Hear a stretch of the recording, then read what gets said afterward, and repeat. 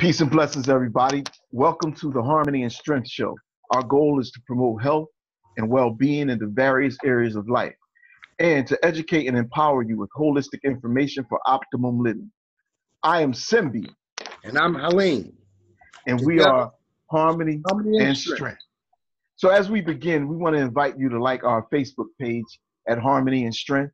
And make sure you visit our website, www.qualityheartbeats.com, and partake in some of our healthy offerings for your optimal enjoyment of life. And also, check out our product. We got a new product on the market called Sweet and Tight, and I'm going to go and share this product and share this ad with you right now.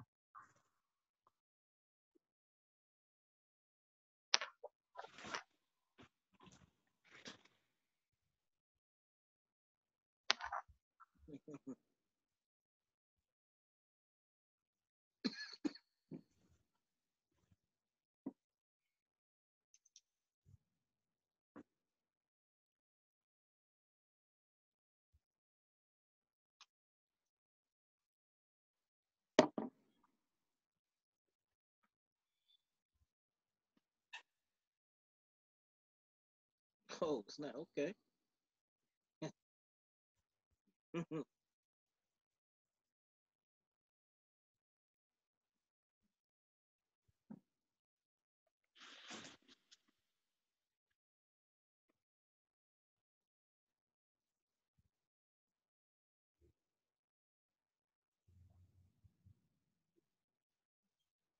Yes, yes, yes. So tonight we got a very special guest. Got our good brother Jabari Natur. And hey, me and Jabari go way back. You know, we got a long history. You know, but let me tell you something about him. Brother Jabari Natur has been a community organizer, business owner, and activist within the Baltimore Maryland community for well over 20 years. Jabari has founded, co-founded, built, and led numerous study groups, organizations, movements, and businesses, such as the Real Study Group and Revolutionary Movement of Minds, the Solvivaz Nation, Reality Speaks, the Zero Murder Rate Movement, Conscious Heads, Barbershop, Natural Hair Salon, and Bookstore, and conducts and facilitates a Barber's Boot Camp for people in the community. Jabari has served and continues to serve as a mentor and inspiration for thousands of people throughout the Baltimore area, the United States, and also worldwide. He's a dedicated father of 3 beautiful girls, a faithful son, and a strong pillar of the community. Ja, what's up, brother? How you feeling tonight? What's going on, family? How y'all feeling? That's a strong intro, big man. Strong. I know. I hope I can live up to that. I mean, hey, I just read what you already been living. Right. You know what I'm saying? Right. You know, so we definitely, wanted to have you on our show, because you're a strong pillar in the community, and we're about harmony and strength in this show. But we want, to give the people an opportunity to get more acquainted with who you are. So tell the people, where were you born and raised? I was born and raised right here in Baltimore, Tubman City. I was born at Providence Hospital, actually, that was black owned. 1975, yeah, you know what I mean? So I was born there. And birthday coming up now, May 12th, at Providence Hospital. So I was born here in Tubman City, Baltimore. Yeah. Yeah. You know, that's interesting. I just realized, my birthday's on November 12th. We got the same number day. Right. 12 and 12. That's interesting. That's what's up. But so look, we go way back. I think the first time I met you, you was working in Everyone's Place, right? Yeah, man. Yeah. Up at the top of the bookstore. I came up. I think I had my NOI security uniform on. No doubt. That was back in 1995. Yeah. Yeah, man. And you was up there recruiting, trying to get a youth group going on. But go ahead, tell a little something about it. No, I was just saying I was recruiting hard, man. You know what I'm saying? And then you came there. I can remember like it was yesterday. And anybody that came to Everyone's Place during that time, if you was younger, I was like, man, like, what's up? What you trying to do? What you gonna do when you read this book? Like, you trying to do something or what? You know what I mean? And man, you just instantly hit it off, like instantly. and we've been rolling and we've been talking like ever since that. Yeah, man. You know what I mean? So it's like it's been nonstop. I mean, we got children, we got babies, and you know what I'm saying. We got history, and we co-founded organizations together. And man, it's been a pleasure knowing you, bro. You know what I mean? So Yeah, I man. really appreciate, you know what I mean, the all the aspects that you added to my life. You know what I mean? Indeed. And you know, we fight, we fuss, and you know what I mean. And we build. You know what I mean? That's what we've been doing. You know what I mean? Yeah, we had some heated moments. Yeah, we had some heated moments, but it ain't never stopped us from talking, though. You know what I mean? That's right. We always stayed brothers. Yeah, we You always know. stayed brothers, and we always, you know, looked at each other. You know what I mean? And hey, man, we get ready to go into, you know, become elders soon. You know, so I I mean, know. I don't know about you, but I got the gray in the bed. You know, I I'm got some definitely looking gray the part. here, but I got a little bit of grays in my little chin. But look, so Yeah, Jabari, what caused you to get into community activism for Black people? man, that started because I was trying to figure out what I was doing with my life. At that time, I was with a young lady in the group, the Malika at the time, and we grew up together. We come from around the same hood, and you know, she was at the time getting ready to go to cop, and I was trying to figure out what I was doing with my life, and you know, a couple things. I during that time, she said, "Look, if you're gonna be around me, you're gonna be going to the library with me and everything, right?" Mm, Right around that time, I was going actually to become a member of the police department because I didn't know what I mm, was going to do. And I was going through all the processes to become a police officer and passing those processes. You know what I mean? I would have been through. In the middle of the processes, they canceled the cadet program. Like they told me, canceled it. They just shut it off. So they came to us and say, look, the program is canceled until further notice. Now, during that time, I was like, man, what I'm going to do? They said, well, look, we should be calling y'all soon. We're going to fight for this program or whatever. So during that time, my sisters, I had young nieces and nephews. They said, "Look, once you watch the babies during this time, you get yourself together." Because we both need babysitters. So I started watching them. And during that time, I watched all these different movies, the bootleg VHSs during that time, bootleg. whoa, going back. I kept looking at this one video, and it was Malcolm X, you know what I mean, the movie. And I was like, Mm, I'm not watching it. It was a two VHS joint. I was like, man, that's too long. But I watched everything within a couple months, and the last thing to watch was Malcolm X. And I put that movie in, and that movie changed my life. It was a part of my transformation. And when I watched that, and then as you know, me with my queen during the time, I said, you know, kept saying "Message to the Black Man" inside that book, inside that movie. And then I went to the library with her, and I actually picked up a copy of that, started reading. I didn't really understand it all that much, but I understood some stuff inside of it. But from there, I would go there, and then I would go to Dr. Ben, and I started reading that. Started staying up to 2, 3, 4, 5 o'clock in the morning reading. And I had never mm, read, even in high school. I was probably like functionally illiterate coming out of high school. You know what I mean? Like I could read stuff, but I wasn't really comprehending a lot of stuff. All of a sudden, I was just like, man, I want this knowledge because I wanted to be like Malcolm X. I mean, I was, you know what I mean? Regardless of what people say, like, man, that movie was funded by the Jews. It was this, that, and the other. Sometimes you got to be, I mean, for me, it was, it was wealth to my spirit. You know what I mean? mm, So even when I look at Denzel today, we laugh in the barbershop because I called Denzel Malcolm X. I was like, look at Malcolm. You know what I'm saying? mm-hmm. I always call him Malcolm. You know, I'm like, what Malcolm doing planning training day? Like, that's not, you know, Right. you know what I Because mean? I mean, he played the hell out that part, Yeah, man. he played that part, and it really struck me. And then between my queen at the time, you know what I'm saying, and then you know what I mean, and then from there, when I was waiting to go back to the cadet program, um, I was going to everyone's place, and I inquired about a job, and all of a sudden, everyone's place called me. He was like, "Hey, you want a position?" And then I was like, "Yeah, let's do this." I went to everyone's place.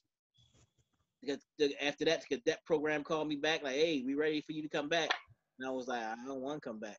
You know what I'm saying? They kept calling me, trying to get me to come, and I didn't want to come back. And I started this career here. You know what I'm saying? Working at everyone's place, and from there, I just you know, I started meeting people like yourself and other brothers and sisters, and man, I mean, just going from there. I'm the type of person, if I watch a movie, anything, I get pumped, I get hyped. I'm Hmm. still, I watched Black Panther during that time. The movie came out and Malcolm X, and I'm pumped. I'm like, what we gonna do? What we gonna do? What we gonna build? Hmm. I Hmm. can't, you know what I mean? I lost a lot of, I didn't lose friends during that time because I was doing a lot of stuff that they were doing. But I had to separate myself because during that time, I would go around people and I'm starting to talk all this black stuff and they like, man, oh man, here come Huey. Here come Leonardo. Oh man, oh boy, here he come. And so I had to separate myself and say, look, I'm gonna go build something and I'm gonna come back and get my boys. And actually I did come back and get quite a few of them. And well, Jabari, I think during this discussion you just hit upon a serious and valid point. I would like to segue into that. You asked the question, what are we going to build? Right. And I've had this discussion with a lot of soldiers, and they're in the protests, and I'm like, who you protesting to? Right. And what you protesting for?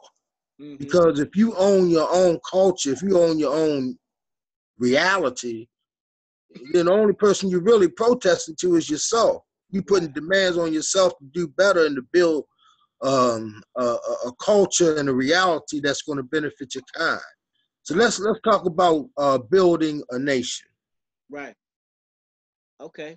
When you talk about building a nation, so a community. Community. What I started to do, like I would preach to people about, we need to own our own businesses, we need to do this, we need to do that. But during that time, I didn't have my own business. And I can remember people got asked, like, you talking about all this stuff, where your business at? And so it was like, oh, okay, I was working at everyone's place. And the first business that I ever had, actually, we started when we was at everyone's place. And I think it was me, Brother Universal, and Tyrone when we started doing our book. We started selling at events. If you remember, we started. I'm Brother Universal for anybody who don't know. Yeah. Hey, he got like 15 different names. You know what I'm saying? Yeah, he got a lot of names, man. Let me see. Brother. So we started to build this book company, and we started to vend at different events. One of our biggest ones was Mama Lola and Ross Marcus, and what was the name of that? That was called the Ancestors Roots. Ancestor Roots. Yeah, they had some of the biggest turnouts during that time, and we used to vend there. But from there, I would go and venture out, and my first business by myself was Conscious Views Bookstore, and I went out and I would go out with my book. I developed a bookstore on wheels, and I actually built a bookcase on wheels. And I would go into the salons and I would sell books like novels. I would throw some history stuff in there, and that was my first business that I had. During that time when I was working at everyone's place, I met a brother who became my master barber, and I took an apprenticeship under him. And when I took that apprenticeship, after I soon got my license, then I went to open my own shop, my own barbershop during that time. And at that barbershop, we actually established a bookstore and barbershop at the same place, during that time. So so that's pretty much. Well, let's go back a little bit. Okay. With this nation building thing, because we got to do it like from the foundation. Because you started recruiting from everyone's place, right? And we started with a study group in your mother's basement. Yeah. Heck and we can't forget about Mama China, who, AKA Mama Ma'at, and the contribution she has to this whole history, of it starting in the basement. And I don't know, it was like 12 or 13 of us, in the real study group, just building and etc. I mean, we don't have enough time in the show to talk about all of this, but it was when we started off with a study group called the Real Revolutionary Study Group. Well, Study Group of Revolutionary Minds. I forgot exactly how it went, but it was a revolutionary movement and a study group. That was the vision. So we didn't start off with just wanting to be a study group. We started off with the vision of nation building. And then that eventually became Solvivaz Nation. You see? And so, but dealing with, the aspect of business and how important that is towards nation building, I wanted to ask you, like, what are some of the issues and lessons that you learned by being just a independent Black businessman, and how that contributes to any nation building efforts? Man, I learned that owning your own business is something that you got to be humble. You got to be disciplined because, you know, even being a barber, you know what I mean, and I'm a master barber for 17 years. It, you know, you got your own business, but the people that you work for is your clients. And you can get fired by your clients, you know what I mean? So you want to be, you know what I mean? So you want to be able to be disciplined. You want to be able to come when you're supposed to come, be on schedule when you're supposed to be there. Because if you're not, people gonna leave. You ain't the only show in town. You know what I mean? So you have to be disciplined with that. Running stylists and barbers, you got to make sure that you got things, you got the ship rolling correctly. You know, I mean, and if you ain't got all that stuff rolling, man, you know, people will leave you. They'll leave you. They roll Mm-hmm. out on your business, and so like I said, it's about being able to be humble, but at the same time being like a tree, bend and don't break. You know what I mean? Because at the same time, you come Mm-hmm. and people turn your vision and what you trying to do into something else.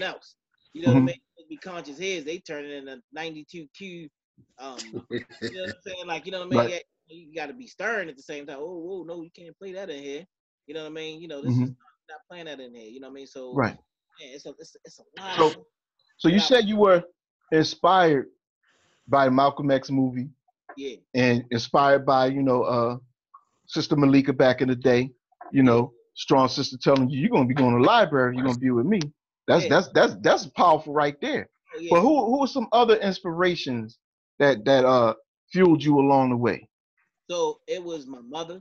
My mother at the time, she was like, she was, I wouldn't say like 100% conscious, but she knew that black stuff. Like my mother was always watching TV, like, ah, see that?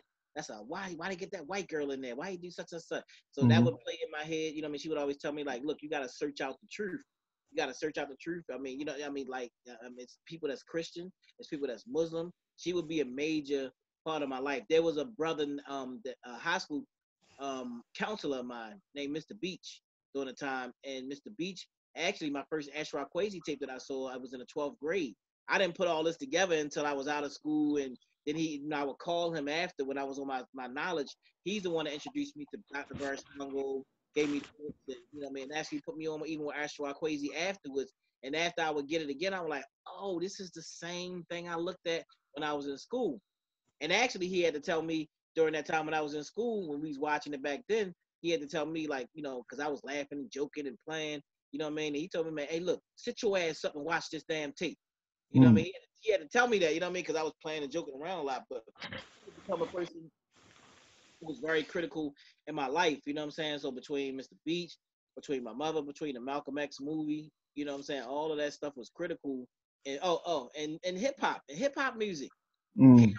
KRS One during that time came out with "That's the Sound of the Police" during that Mm-hmm. time. You know what I mean? That's what I was considering a police thing, and it was Mm-hmm. like it was a rap.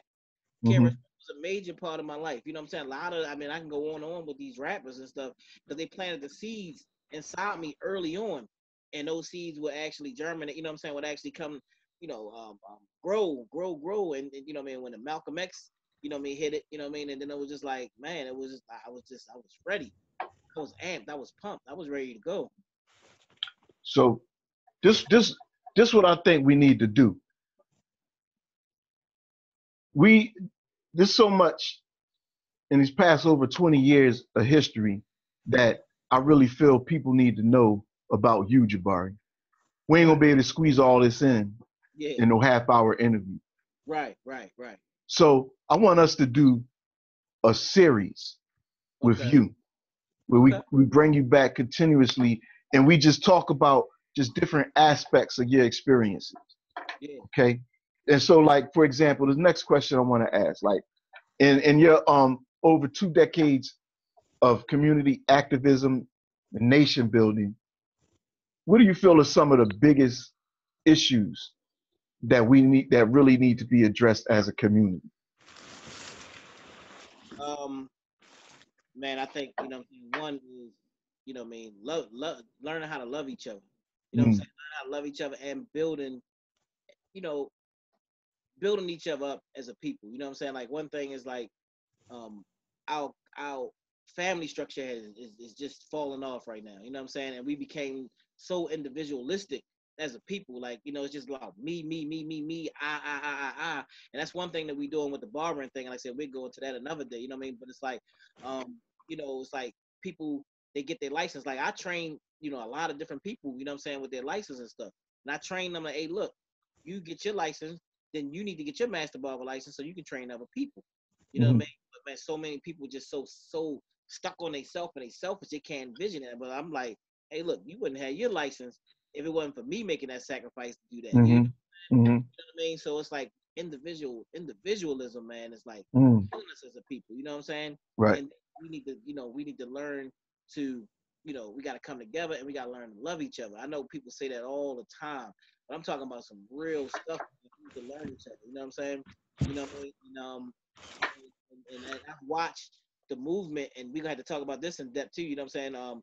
I watched the movement because, you know, when we started in '95, you know what I mean? Like, we had some real stand-up people, from Dr. Bird Shango to Del Jones to, you know what I'm saying? Like, you know what I mean? A lot of people. Khalid Muhammad, Dr. Wells, and, you know what I'm saying? We could name a bunch of, you know, people with ancestors now. And the whole lecture game has changed right now, man. You know what I'm saying? Like, you know what I mean? With a lot of these younger cats that's coming in the game, younger cats, agents, whatever you want to call them, they totally flipped the script. And I don't know how controversial you want to get on this show. You know what I'm saying? We can do it. But it is what it is. You know what I'm saying? You know what I mean? When you speak about, I mean, there's a lot of people that's out there in the lecture scene that I'm totally disappointed in right now. And I have not spoken out against a lot of these people, but I'm, you know, I got myself, I mean, you know, to the point where it's like, it's time to start speaking out about a lot of things that's going on right now. You know what I'm saying? That's crazy. You know what I'm saying? Like I said, I don't know how controversial you want to get, you know what I'm saying? But you know what I mean? But I can go there, you know what I'm saying, if need be. You know what I'm saying? So, you know what I mean? Yeah, we can save that. We can save that for another one. Okay. You know. Okay. Yeah. So, Jabari, you talk about love, and that the ideal, the notion of us loving ourselves, loving our children, loving our community is so important. But I'm thinking that the concept of ownership is an inspiration to love. Because if we don't see ourselves as owners of our environment, owners of our homes, owners of our families, then, you know, the love that we exhibit is going to be limited. What do you think? Oh, I mean, I agree 100%. You know what I'm saying? We got to be in ownership. We got to man, let me tell you something. You know what I mean? When you speak about that, because it brings something to mind.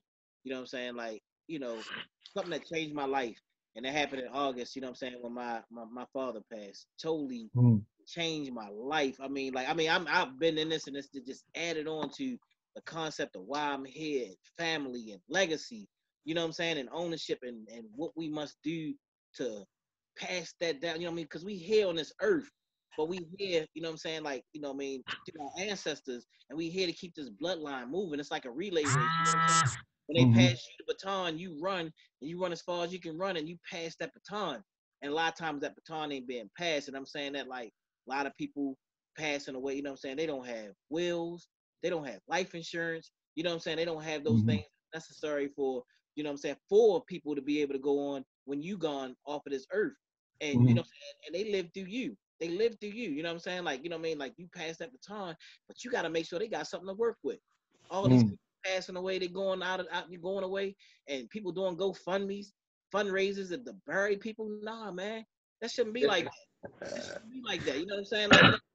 Like, you know what I'm saying? Like, you know what I mean? You got to pass that.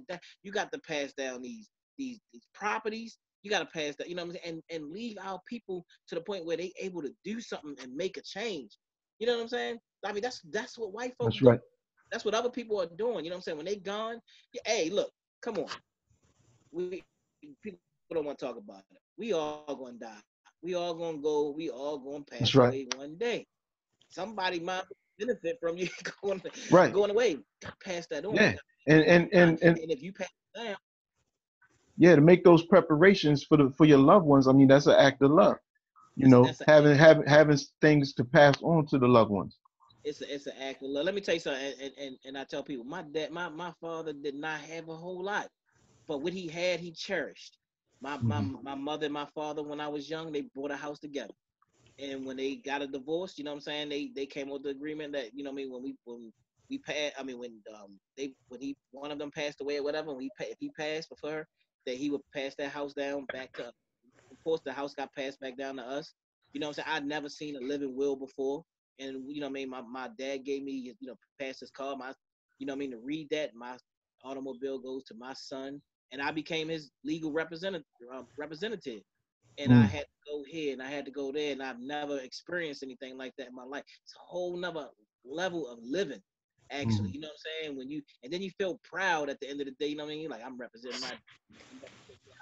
the representative of my father, you know what I'm saying? And you know, so that's a whole nother level. But when you talk about that, Halim, you know what I mean, you know, love and, you know, leaving the legacy, you know what I mean, ownership and all that kind of stuff, that all has to be added in. You know what I'm saying? Like, you know. Yeah, I agree. You know, I oftentimes I use the analogy, you know, as a father, the things that I taught my son when he was 12. And now he's 16. Right. And so, like, if I'm still teaching him at 16 the things that I was teaching him when he was 12, I failed as a father. You know, and I use the analogy towards our leadership. You say you don't know how controversial. You know, I believe that the leadership itself is holding our community back and holding our community down because they're still using 60s tactics in 2018. At this point, we should be about building institutions, you know, putting a demand that we don't go to school so that we can get a job. We go to school so that we can learn how to build our own reality. That's right. That's right. We got to transcend this, you know, protest movement and always, you know, complaining about this and complaining about that, to start putting the responsibility and the weight on our own shoulders so that we can advance our community forward. Right. That's right. I agree 100%. You know what I mean? Although I think that protest has its place. You know what I mean? I think that some people, you know what I mean, some people should do that, you know what I'm saying? But like I said, you know, one thing you know what, I woke up last night and I put on some Amos Wilson, and while I was sleeping off and on, and man, it was so inspirational to me, you know what I mean? Because sometimes I take a break from Amos because I be in Amos overload, and then I put it back on. I'm like, man, because you know what I love about Amos? He's so far ahead of most of the thinking of the so-called civil rights leaders, man. You know why? Because you hear people, all these conspiracy theorists and stuff like that, they be going off on the people, man. Our people so stupid. What is wrong with our people? Our people are such and such. Our people are dumb. Our people are stupid. Amos will say, hey, this is what's wrong. This is what happened. This is what needs to happen. This is who did it. And this is what we must do to gain power. Simple, right. You know what I'm saying? And I love that because it's like, I'm from the thing, I don't like to think negative. A lot of people giving this negative approach, like we ain't gonna live, go dig your grave and go die in it. I mean, you know, go jump in it and just die. No. I ain't there, man. I'm like, you know what I'm saying? I'm like, man, look, I'm ready to live, I'm ready to build, and I'm ready to pass this torch on to my children so that they can keep on doing it. You know, my children or anybody else that, you know, steps into the philosophy.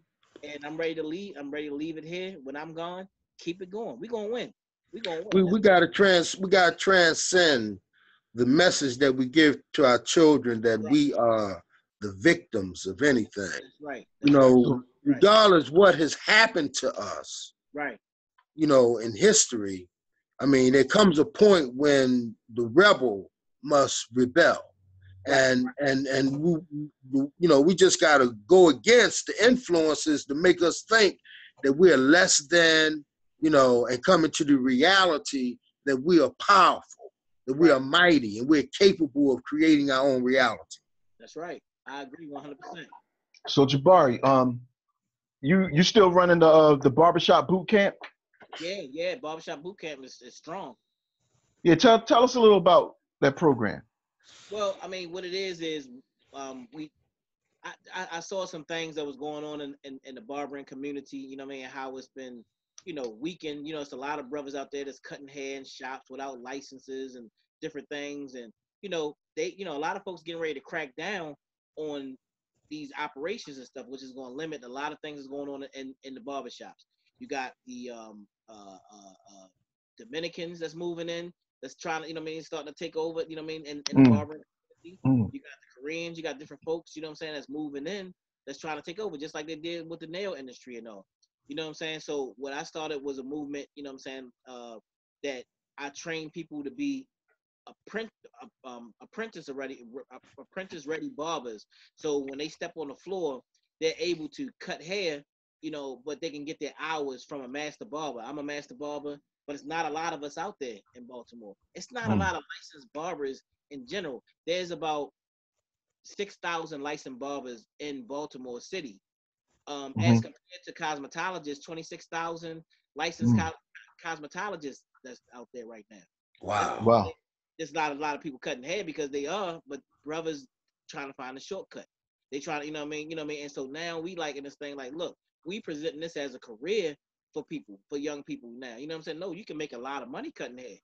You know what I mean? But you got to take care, you know, got to make sure your stuff is straight. Everything ain't a shortcut no more. You know what I'm saying? And we revolutionaries, we know we got to do what we got to do. But we got to make sure our stuff is straight.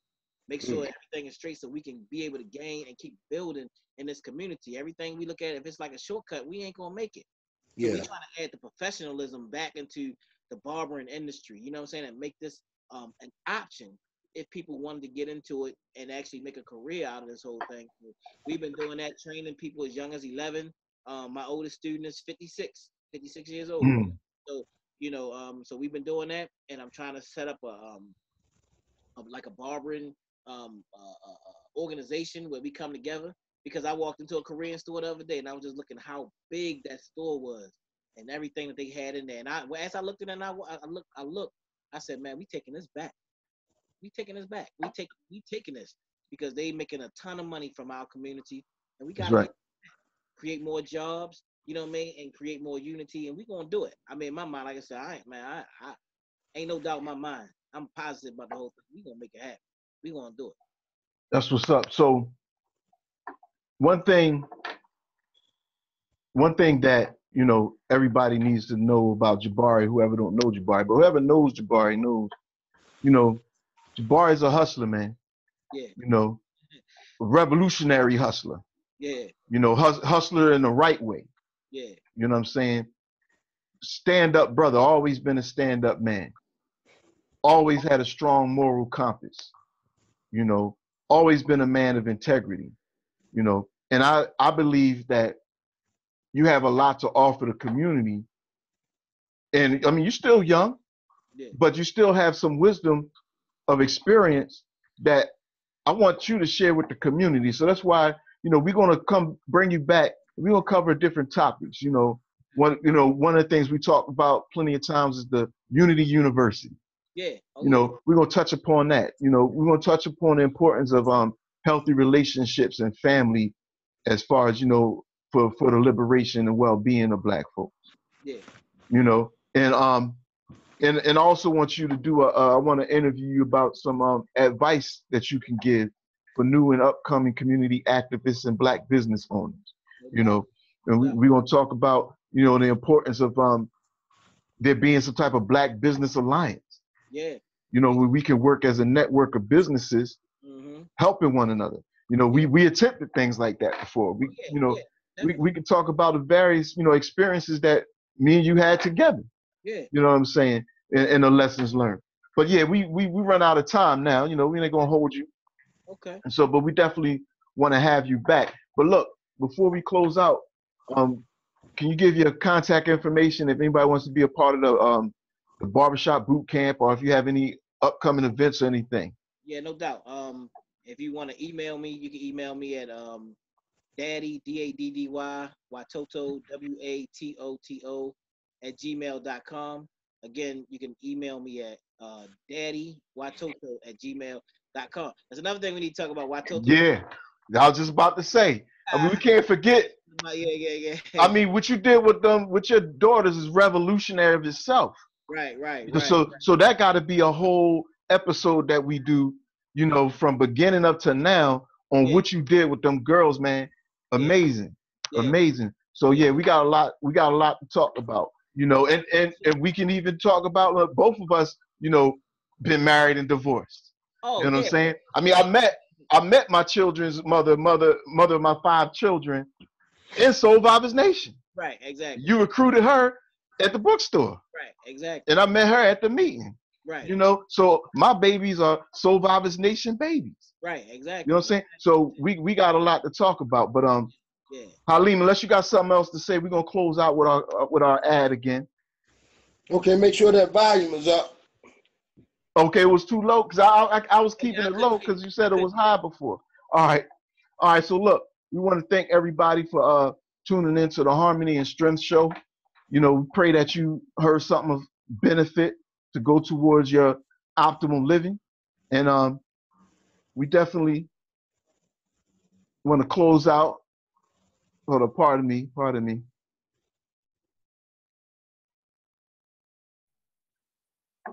All right, so we're gonna close out. Go to www.qualityheartbeats.com and scroll down to Sweet and Tight, our new product. And here we go with the commercial. Come, experience the wonders of Sweet and Tight. We follow nature's way by going deep at the cellular level to pull toxins out of your body, leaving you fresh as spring. A freshness that carries the hypnotic fragrance of pheromones, producing a sweet surrender. When used regularly, this special blend of fruit extracts will allow you and your partner to enjoy the continued sweetness of your feminine nectar. Order now at www.qualityheartbeats.com.